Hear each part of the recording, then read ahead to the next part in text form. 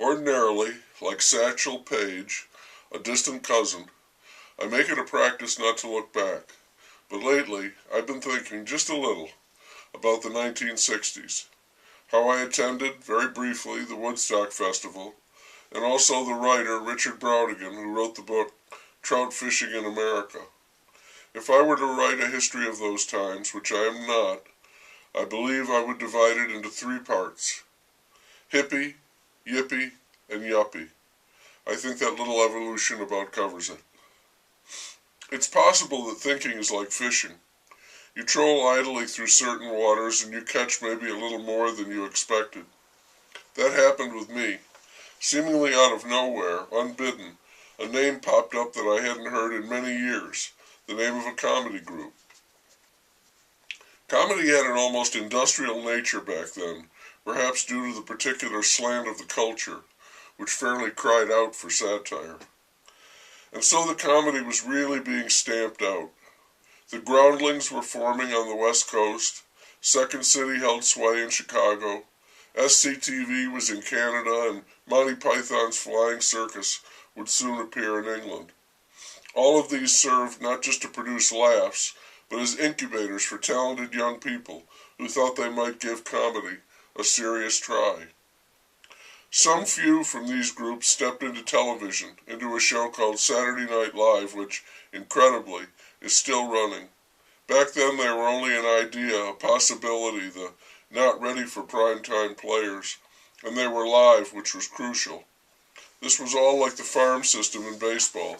You started out in one of the regional groups, moved up to SNL, and if you made it there as a featured player, you jumped into movies, where some made it big while others did not.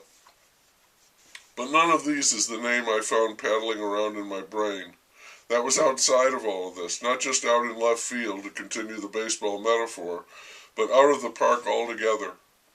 These were four young men who were listening to the tail end of the long-running radio program in Great Britain, The Goon Show. They loved the madcap antics and began doing their own shows of a similar nature on the radio in California. Their timing was good. An audience was waiting for them, hungry for that type of humor.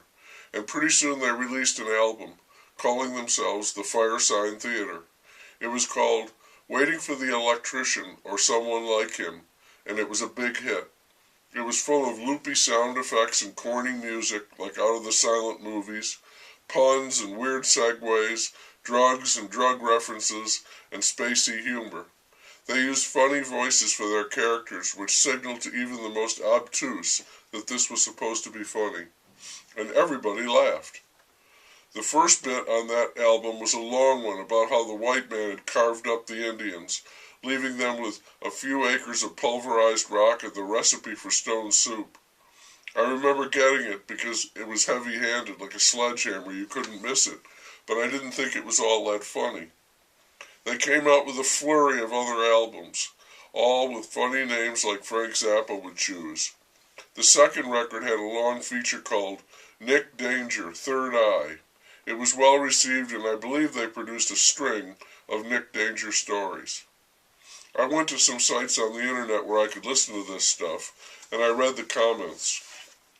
Nearly everyone said they were brilliant, or called them geniuses and way ahead of their time. I remember barely back in the day, as they say, people telling me that you had to be really wrecked in order to fully appreciate the humor. My reply was that I didn't think I could ever get that wrecked. And I never did. I still don't think they're all that funny, though a lot of people did. They do remind me of The Goon Show, which I did think was funny, but they had the advantage of having Spike Milligan, Peter Sellers, and Harry Seacombe. Those Brits always had a wit behind the madness, and even as I say that, I'm reminded of another group, another nibble on my line, of whom I will have something to say in the future.